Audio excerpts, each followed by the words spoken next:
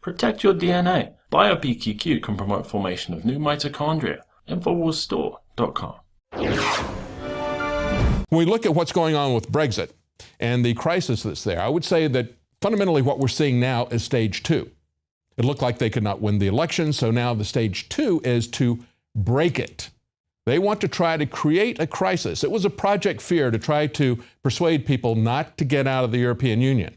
Now that vote has been taken and they could not shut that down, they are trying to do everything they can to make all of the dire predictions of economic consequences come true. And we're going to take a look at that. But first of all, look at, again, they want a do-over. And we see this from the younger voters complaining, the millennials complaining about the baby boomer generation, saying, we're the ones who are going to have to live with this. We want to be in the European Union, but you're the ones who wanted to get out. Now, just understand, if we go back and look at the history, there was also a referendum back in 1975. 2/3 of the voters then opted to stay in the EU. 4 years later, it had flipped the other way around. Most of them wanted to leave. And these are the people, the baby boomers, who have been living under this EU for 40 years. So this is not about racism, as I like to say. It's not even about economic issues. It is fundamentally about sovereignty. It is about a loss of control, whether or not you're going to be a serf to someone else, someone who is going to write the laws for you, just as we see with the Supreme Court, just as we see with President Obama, unelected people at a distant location who have their own agenda, and they're not going to allow you to have elected representatives who are going to write the laws.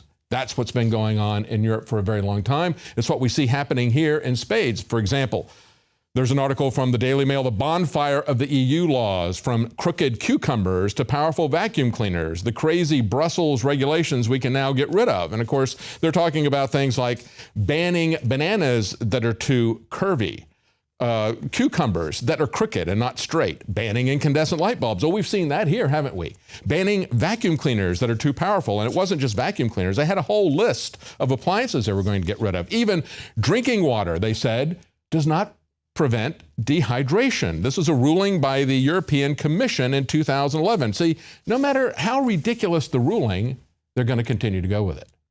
And yet today, we see, even after the election, we still see David Cameron doubling down, saying this is about xenophobia, it's about racism, and it's not. It is about sovereignty.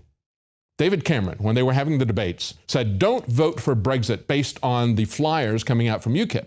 He said there's 3 issues there. He said they're telling you it's £350 million a week going net to Brussels. No, it's not that much. It's a different number, whatever. It doesn't matter. It can be any number, and Brussels can change it at will.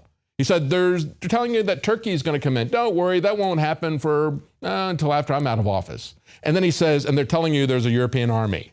Okay, we have an article what we're going to talk about here in just a moment. But understand that what they're concerned about is not just Britain leaving, but a whole slew of nations leaving. 40% of Swedes, Poles, and Belgians are in the same vote. And we've also got Finland, Hungary, Portugal, Slovakia, France, Holland, Italy, Austria. Many of those say they would like to have a vote as well. And people are joking about it. If the Poles leave, will it be a pole vault? Or will we have Portugal leaving and it'll be a departugal? It'll leave. Austria, check out. You know, there's some jokes that are coming out. What are they doing to fight this? Well, it's out of the election stage right now. So what they are doing is they're basically holding a gun to people's heads with the stock markets, manipulating these markets. We've seen HSBC get caught 2 times at least, okay, convicted twice of money laundering for drug cartels and for terrorists, getting away with it. We've seen all these big banks now who are creating crisis around Brexit. These are the banks that manipulated the LIBOR exchange, the London Interbank Rate Exchange that is the basis of all variable rate mortgages. We've seen them manipulate currencies. We've seen them manipulate commodities, stock exchanges. Every kind of market has been manipulated by these bankers. And now what they're saying is, this is HSBC coming out saying, well, we're going to take 70,000 jobs out of London. We're already planning to move 1,000 workers from London to Paris, and it's going to start next week. They haven't even started the process of leaving, but immediately they're pulling this out because they want to make it as financially painful as possible, trying to get people to reverse themselves. They saw this happen in 1975. They saw people change their mind. They've already got people saying, well, we got to have a do-over. They're going to try to make it as difficult as possible. They are selling off the pound. We're seeing S&P downgrading the entire country, downgrading all the UK. How long did it take them to downgrade these bankers and these people who were playing games with mortgages in the financial crisis? I mean, watch the movie Big Short. It is the Wall Street financial equivalent of 13 hours. You're watching this, and everybody can see it's a Ponzi scheme. There's absolutely no basis for these mortgages, for Lehman Brothers, for these other companies. They're expecting Standard & Poor's and Fitch and all these other rating agencies to downgrade them, and they don't do it. And these guys are making bets based on the bankruptcy of this mortgage market.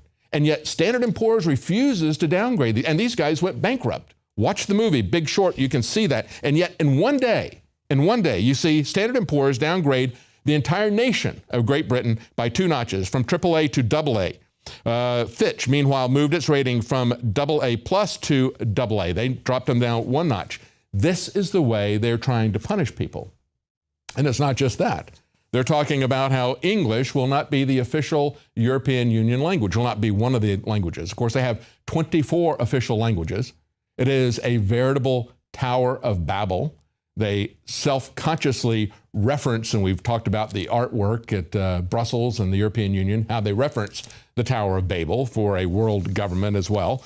But they're going to remove English. Well, you know, the true nature of English is it is the lingua franca of the 21st century, and it has that status as a de facto status, not because somebody pronounced it as being an important thing. They're trying to create a European superstate. They're going to do it out of fear. Project Fear is not over with the election. Project Fear is alive and well. They're trying to go from Brexit to break it, and we can see where they are putting their power here. We see foreign ministers of France and Germany have revealed a blueprint to effectively do away with individual member states. It has always been about political union.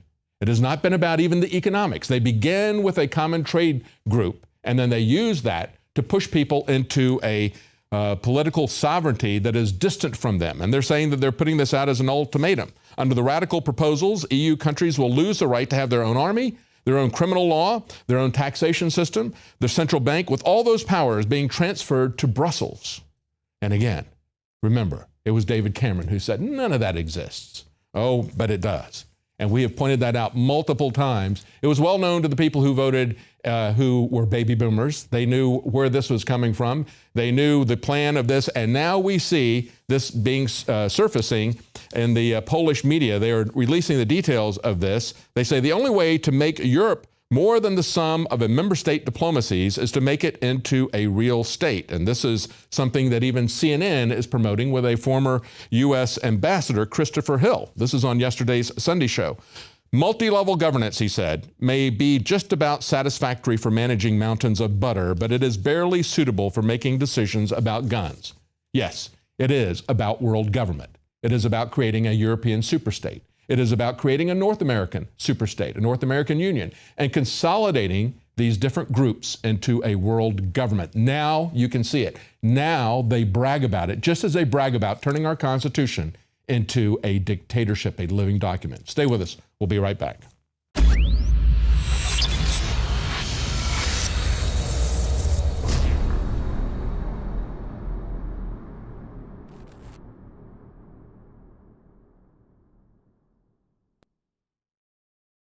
A lot of people ask me, what is the most important area of Infowars that runs the whole operation that is having such a big effect against the globalists?